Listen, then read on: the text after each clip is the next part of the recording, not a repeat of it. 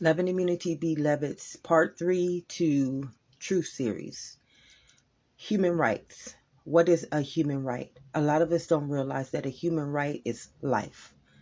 A lot of us don't understand what life is.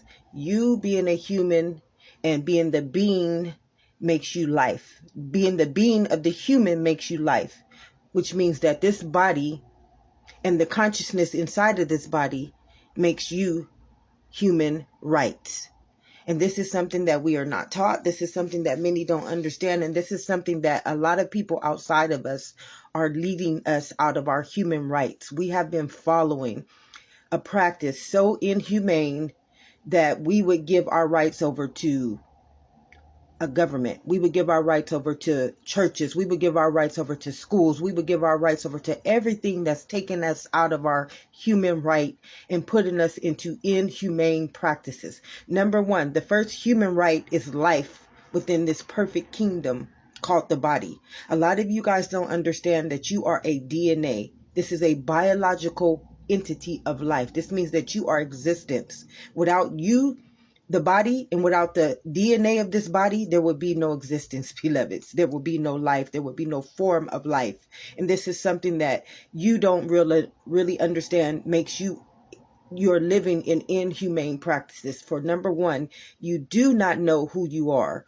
Number two, being in an inhumane belief system is one that does not value you as a alchemy body. You are a chemical body. And number one, you are a cell, which means that nothing that is taught to you should be negative. You are a charge, a positive and a negative charge. And when you are released negative charges, what your body does to you is inhumane. It releases toxins. And these toxins kill off the cell's immunity to life. And this is something that we are not taught because we follow systems that are inhumane, and they teach us how to become inhumane, not just to our own individual selves, but as a collective whole. Each one of us separated from our own truth. As Jesus stated, the truth shall set us free. How many of us are living in this truth?